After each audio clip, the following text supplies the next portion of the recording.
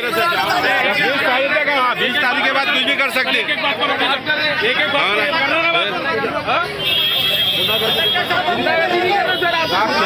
Paper बोले sir. अरे एक बात कर रहे हैं छोटे, एक बात कर रहे हैं, थोड़ा करते का क्या संकोच है?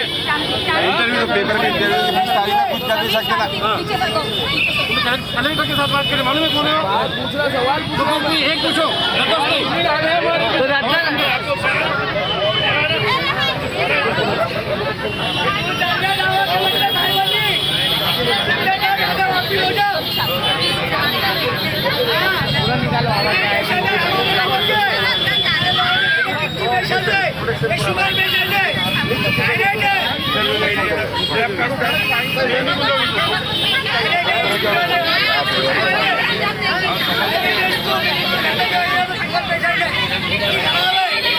और आगे जो है हमारा रमज़ान का मुबारक महीना भी आने वाला है।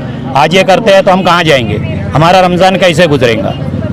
बस कलेक्टर साहब से यही विनती है कि भाई अभी तारीख बाकी है, 20 तारीख का टाइम है। आप तारीख से पहले जो भी कोर्ट का पालन है वो कीजिए, माहौल को गर्म मत कीजिए। इतना डरा के रखे ना प्रशासन ने। अब तो कहीं का ऐसा सुनेगा प्रशासन सब कुछ जमीन पे आके घर तोड़ने के लिए, कुछ सामने आके खड़े रह के घर तोड़ने के लिए बोल रहे हैं। हाथ से बता रहे की थोडा आता जर कोणाला कोणी अडचण येत असेल तर रात्रीची तोडू, म्हणजे आता रात्री आम्ही झोपायचं का गोळी खायची। तो इस प्रॉपर्टी पे वो आ नहीं सकते, कोई भी प्रशासन इस पे, थर्ड पार्टी इस पे आ नहीं सकते। लेकिन आज ये जो माननीय जिलाधिकारी सर से आपके माध्यम से मेरा निवेदन है कि शासन प्रशासन ने इसका अवलोकन करे और कोर्ट ऑफ कंटेम्प्ट ना हो, इसकी जिम्मेदारी ले, इसकी जवाबदारी ले। क्योंकि अगर लेबर कॉलोनी वासियों की तरफ से ये गरीब जनता है, बहुत त्रस्त है, 4-5 महीने हो गए, बहुत टेंशन में है। अगर कुछ अनुचित प्रकार घट जाता है तो ये कोर्ट ऑफ कंटेम्प्ट के ऊपर भी, और लोगों की मानसिकता अगर आप देखेंगे बहुत दहशत में है लोग। तो बहुत ही इसकी जिम्मेदारी पालक होने के नाते माननीय जिलाधिकारी से मेरा निवेदन है कि कृपया इसका ध्यान जरूर रखिएगा। और बहुत ही नम्रतापूर्वक सभी लेबर कॉलोनी वासियों की तरफ से मैं कहना चाहती हूँ। कलेक्टर साहब ने जो फोर्स मंगा के जो दहशत का माहौल निर्माण किए, तो उसकी वजह से कलेक्टर साहब को हाथ जोड़ के विनती है कि कलेक्टर साहब अभी 20 तारीख को आई नहीं है काम। मैडम ने अभी जो बोले कि लॉ एंड ऑर्डर का उन्होंने ये करना चाहिए, और अभी हम स्टे के लिए, मैडम ने बोले कि स्टे के लिए हमने कोर्ट में डाले हैं। तो कलेक्टर साहब ने विनती है कलेक्टर साहब को हाथ जोड़ के कि कलेक्टर साहब ने ऐसा कुछ कदम नहीं बढ़ाना चाहिए कि लोगों को परेशानी हो। और वाले घर में रहने वाले उनके ऊपर बुलडोजर चलाते। हमारे जिला कलेक्टर साहब इतने बड़े ऑफिसर हैं, वो रोड पे आते हैं बुलडोजर लेकर के, उनको ये काम अच्छा नहीं लगता। इतना IAS ऑफिसर, इतना बड़ा अधिकारी, और मासूम बच्चे जो BP वाले, शुगर वाले, वो बुलडोजर के सामने आकर के पड़ जा रहे, गिर रहे, कोई बेहोश हो जा रहा। क्या ये तकलीफ उनको अच्छी लगती है क्या?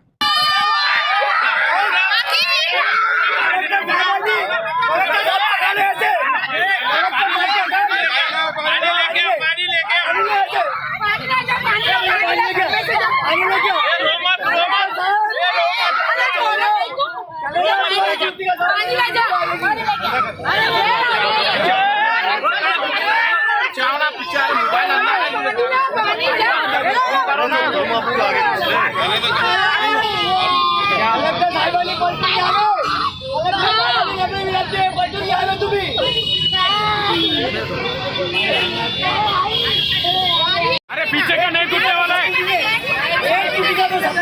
ऐसा नहीं है। कोई घर को हाथ नहीं लगाने का, कोई घराला हात लावू नये, नम्र विनंती आहे। तुम्ही त्यांचा फायदा गरिबांना अन्याय काही बोललो, काही बोलले नाही। आमच्यावर उलटीचा टाका, काय करायचं काय करायचं तुम्हाला सगळं करून टाका तुम्ही, आम्ही तयार आहे साहेब। मारून टाकायचं, एकदा मारून टाका उलटीवर खाली, आम्ही हलणार नाही। कलेक्टर साहेबांना IC मध्ये बसून आता झाडाला आमच्या गांडीवर काय करताय, कशाला करताय? बाजूला सरकार आम्हाला सांगायचे, तुम्हाला सरकार लागेल, बाजू तुम्हाला सरकार लागेल, कलेक्टर साहेबांना बाजू सरकार लागेल, आम्ही सरकार नाही।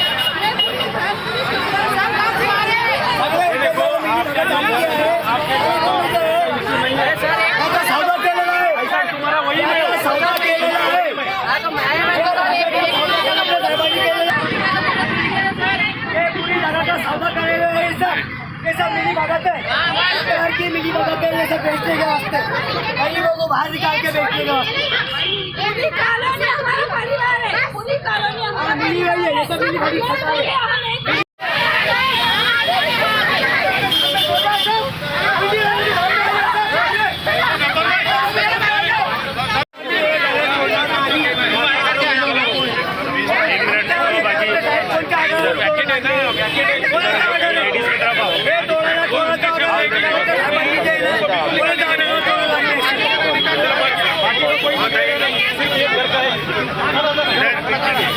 चला बरं बाजी, चला तुम्ही पहिले कॅमेरावाले बाजूला आहे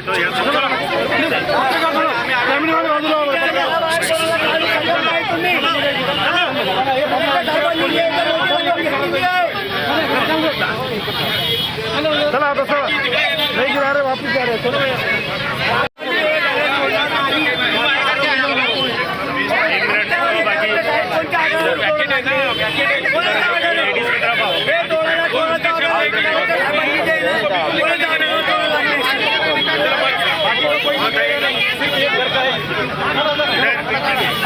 चला बरं बाजी, चला तुम्ही पहिले कॅमेरावाले बाजूला आहे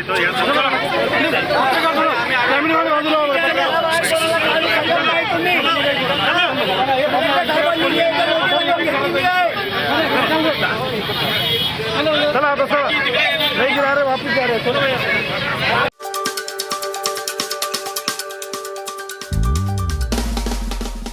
मैं एडवोकेट आनंदी सतीश वर्मा, मैं आपके माध्यम से सभी को ये बताना चाहूँगी कि 350/2000 ये जो केस है, इसमें ये नवाब यूसुफुद्दीन खान इन्होंने दर्ज किया था।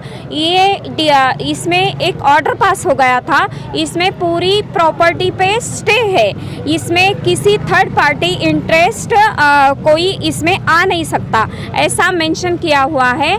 फिर भी इसके विरोध में प्रशासन ने 2004 में अपील दाखिल किया था।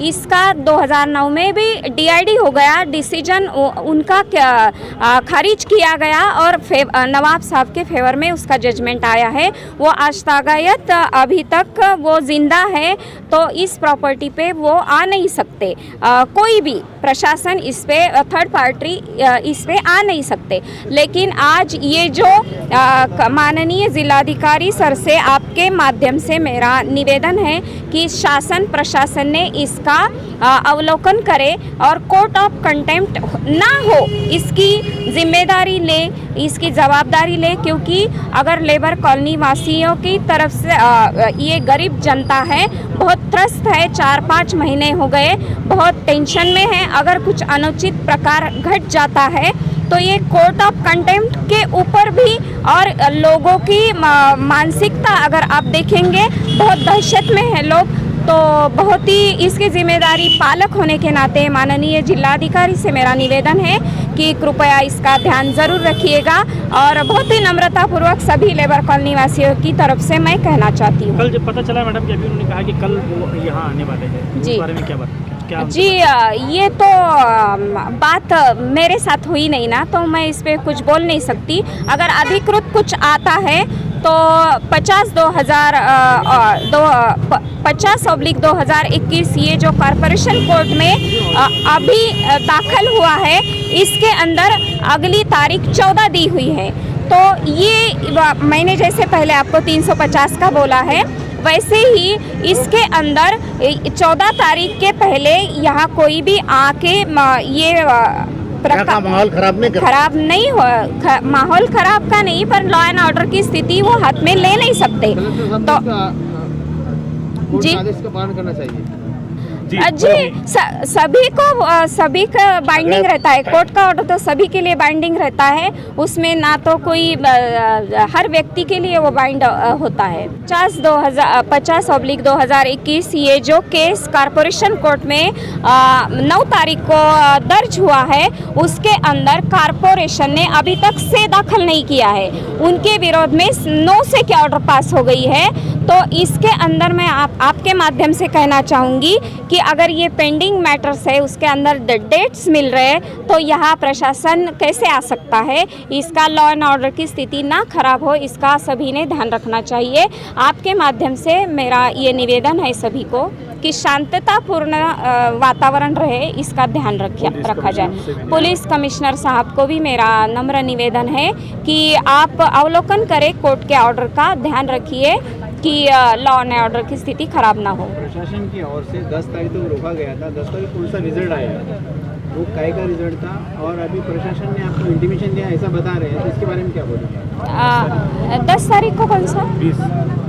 जी हाई कोर्ट, मैं आपके माध्यम से बताना चाहती हूँ कि हाई कोर्ट का जो केस है वो टोटली हाई कोर्ट और कॉरपोरेशन कोर्ट, ये दो जो केस दर्ज हुए हैं बिल्कुल अलग है। एज अ ओनर जो कि 22 एकड़ 25 गुंठा ज़मीन नवाब यूसुफुद्दीन खान इनकी है, एज अ ओनर वो कोर्ट में गए हैं। एज अ ओनर इसका मतलब है ये प्रॉपर्टी उनकी है और हाई कोर्ट की कोई भी ऑर्डर इनको बाइंड नहीं होती है। अगर ये 20 तारीख तक का हमको इसमें प्रोटेक्शन तो मिला ही है, पर इसके जजमेंट में जो पॉइंट है ये इनके लिए बाइंडिंग नहीं है। जैसा कि अभी जैसा लेबर कॉलोनी के लोग काफ़ी दिनों से कलेक्टर के सामने उपोषण के लिए बैठे थे जी, तो अभी कहीं ना कहीं अपना लेबर कॉलोनी का ताकत कम दिख रही है, इसकी क्या वजह होती है? जी ऐसा नहीं है, सभी एक है, सभी यहाँ पर हैं और सभी जनता एक है। ऐसा ये गलत अफवाहें है कि लेबर कॉलोनी एक नहीं है, ऐसा नहीं है। हम सभी हमारे हक के मूलभूत हक है, अन्न वस्त्र निवारा ये तो मूलभूत हक है। इसके लिए कोर्ट कायदे से कोर्ट में जा रहे हैं, उपोषण के माध्यम से हमारी संविधानिक वो तो हमारा हक है, उसके लिए हम लड़ रहे हैं। ये तो सिंपल बात है जी। अभी जो कलेक्टर साहब ने जो फोर्स मंगा के जो दहशत का माहौल निर्माण किए, तो उसकी वजह से कलेक्टर साहब को हाथ जोड़ के विनती है कि कलेक्टर साहब अभी 20 तारीख को आई नहीं है काम। मैडम ने अभी जो बोला है कि लॉ एंड ऑर्डर का उन्होंने ये करना चाहिए और अभी हम स्टे के लिए, मैडम ने बोले कि स्टे के लिए हमने कोर्ट में डाले हैं। तो कलेक्टर साहब ने विनती है कलेक्टर साहब को हाथ जोड़ के कि कलेक्टर साहब ने ऐसा कुछ कदम नहीं बढ़ाना चाहिए कि लोगों को परेशानी हो और जो डर का वो माहौल हुआ है अभी, तो वही कि नहीं होना चाहिए वो, नहीं तो लोग बहुत परेशान हो गए, अभी डर गए बहुत लोग। आगे अगर आगे समझो कार्रवाई शुरू हो गई तो फिर आपकी तरफ से क्या रहेगा? नहीं, लोग सब बुलडोजर के सामने सो जाएंगे, मर जाएंगे लोग। अभी लोग इतने डर गए, अभी आधे लोग हम बुलडोजर के सामने आ जाएंगे। पहले हमारे ऊपर चलाओ बाद में हो। भाई हमारा ये है कि भाई ये जो लोग दहशत दे रहे हमको, इसलिए हम सब परेशान हैं। हमारे घर में सब बुजुर्ग है, सब 60 साल 70 साल के बुजुर्ग है। मेरे मम्मी को है तो शुगर की बीमारी है, हार्ट के पेशेंट है, सब दहशत में बैठे हुए हमारे घर में, इसलिए हम सब परेशान हैं और ये लोग हमको और ज़्यादा परेशान कर रहे हैं हमको। बच्चों के 10वीं 12वीं के एग्ज़ाम भी चालू है, बच्चों का एग्ज़ाम चालू है, परेशान है सब। एग्ज़ाम ये घर तोड़ देंगे तो सब कहाँ जाएंगे? आज आके सुबह से यहाँ पे माहौल इतना गर्म कर दिए कि लोग टेंशन में हैं, खाना पीना नहीं है, चक्कर आके गिर जा रहे, बेहोश हो जा रहे। कलेक्टर साहब आके जो है बोले कि सर्वे करने के लिए आ रहे हैं और सर्वे करने के लिए आए और बुलडोज़र लेके आए। बाद में पूछते तो कि भाई बोले पत्रे निकालने आए हैं और आगे जो है हमारा रमज़ान का मुबारक महीना भी आने वाला है। आज ये करते हैं तो हम कहाँ जाएंगे? हमारा रमज़ान कैसे गुजरेगा? बस कलेक्टर साहब से यही विनती है कि भाई अभी तारीख बाकी है, 20 तारीख का टाइम है, आप तारीख से पहले जो भी कोर्ट का पालन है वो कीजिए, माहौल को गर्म मत कीजिए। मेरा नाम रफ़ीक है, मैं SRT 108 में रहता हूँ और मेरे बच्चे के अभी जो है तो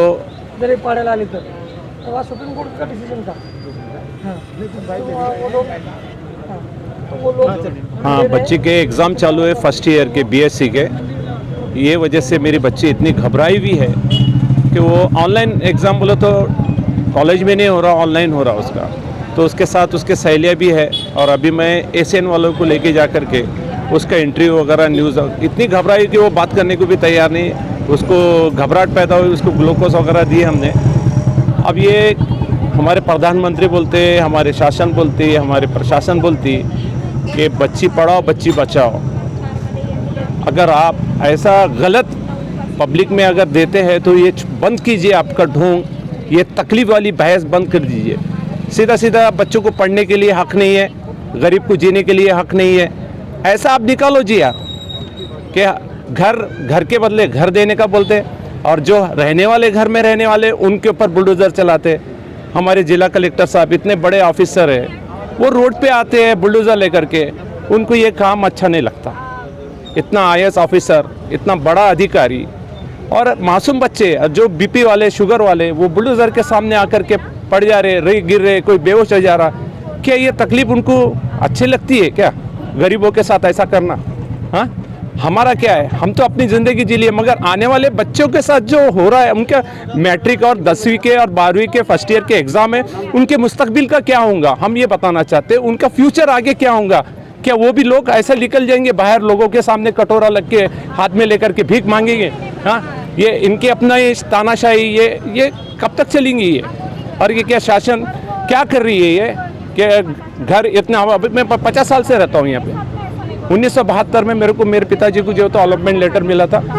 आज मैं 56 साल का हूँ। चाहती क्या है, क्या हम यहीं से जाना नहीं चाहते, हमको जाना नहीं है, यहाँ पर रहना है। और ये जो तो गवर्नमेंट की ज़मीन नहीं है, ये नवाब की ज़मीन है। और उसके अलावा जो है तो नवाब ने जो लेबर कॉलोनी जो है तो जहाँ पे रहते लेबर, एकदम लो कैटेगरी के लोग यहाँ पे, तो उनके नाम पे कर दो। 1978 में जो तो इंदिरा गांधी ने जो तो GR निकाली थी, 1979 में जो तो इसको लागू हुआ। बाकी 17 कॉलोनी जो तो नामों पे हो गई। औरंगाबाद की जो लेबर कॉलोनी है वो नाम पे नहीं हुई। और इसके ऊपर जो है ना बड़े बड़े राजनीति वाले लोगों का जो है तो शेयर है, और वो चाहते हैं कि हम इसको बेचेंगे, उसको बेचेंगे, उसको बेचेंगे। तो अब हमको बेघर करेंगे और बता रहे कि प्रधानमंत्री आवास में देना है और योजना में देना है। ये सब बकवास। हमको कहीं जाना नहीं है, यहीं रहना है और यहीं रहेंगे। मेरा नाम वामन दादाजी आवाड़, उम्र मेरी 75 साल है। 1980 के अंदर मैं कॉलोनी में रहने को आया और 2008 के अंदर मैं रिटायर हो गया। अब मैं रिटायर होने के बाद मेरे को ये महसूस हो रहा है, गवर्नमेंट का नियम है, जिस दिन रिटायरमेंट होता है वो आदमी को खाली करने के लिए नोटिस दी जाती है। और नोटिस देने के बाद जो NOC मिलता है, जब तक वो घर खाली करने की NOC नहीं मिलती, जब तक हमको उसका पेमेंट नहीं मिलता है। लेकिन मेरे को एक ताजुब हो रहा है, ना मेरे को डिपार्टमेंट ने NOC मांगा, मेरे तो पूरे के पूरे पैसे मिल गए। यदि वो टाइम मेरे को NOC मिलती थी तो वो टाइम औरंगाबाद के अंदर नज़दीक के एरिया में मेरे को एक आधा प्लॉट सस्ते में मिल जाता था, वही कीमत में मिल जाता। आज मेरे को NOC नहीं मिलने की वजह ऐसी होगी, ये ज़मीन उनकी मालिक की नहीं थी, है ना, उनके पास देने का कोई इख्तियार नहीं था, इसलिए उन्होंने मेरे को कोई NOC दिया नहीं। मैं ऐसे नहीं, बहुत से कर्मचारी को उन्होंने NOC दी। लेकिन बात ऐसा होगा कि कोई कर्मचारी एक्सपायर्ड हो गए, कोई कर्मचारी तो बाहर रहने को चले गए, कई लोगों ने अतिक्रमण किया भी होगा। इसका गवर्नमेंट को पूरा मालूमात है, हाँ, क्योंकि गवर्नमेंट के पास पूरा रिकॉर्ड है, हर डिपार्टमेंट को उसकी कॉपी है, हर कर्मचारी का रिकॉर्ड है। हाँ, कौन सा घर खाली होगा उसको गवर्नमेंट ने कुलूप मारना था, घुसखोर को आके बैठा नहीं है। घुसखोर को घुसाने वाले ये BNC के लोग हैं। और जब से मैं 1980 से ये घर में आया, जब से ये घर का 4 आने मेंटेन हुआ नहीं, ये घर कोई गिरने वाला नहीं, ये कोई पढ़ने वाला नहीं। उन्होंने स्ट्रक्चरल ऑडिट का मुद्दा बनाया। मेरे को तो हंसी लग रही है कि कोई बिल्डिंग का जो स्ट्रक्चरल ऑडिट होता था तो बिल्डिंग गिर जाती थी और उसके अंदर सब 5-10 आदमी मर जाते थे।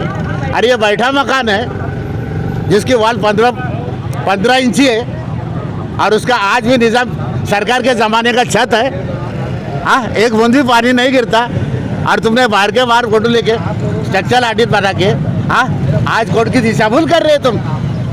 हाँ, लेकिन मैं जान दो, मेरे को इतना डीप में जाना नहीं है। मुझे यही विनती है कि आज वही टाइम हमको कभी रिटायरमेंट होते के साथ निकालते थे तो आज मुझे वो पैसे के अंदर यहाँ कहीं ना कहीं घर मिलता था। लेकिन आज मैं यहाँ पे रहने के बाद मेरा बाईपास हो गया है, मेरे को शुगर है, मेरे को BP है और आज के माहौल में तो मेरा मानसिक संतुलन इतना ही खराब हो चुका है। मेरा क्या मेरा कल का कोई भरोसा नहीं, क्योंकि यहाँ का माहौल ही इतना, मेरा क्या प्रशासन ने खराब इतना डरा के रखेला प्रशासन ने। अब तो कहीं का ऐसा सुनेगा प्रशासन सब कुछ ज़मीन पे आके घर तोड़ने के लिए, कुछ सामने आके खड़े रह के घर तोड़ने के लिए बोल रहे हैं।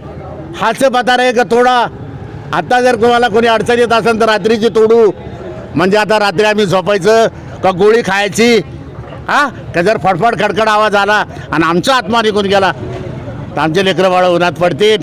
Thank you sir, thank you.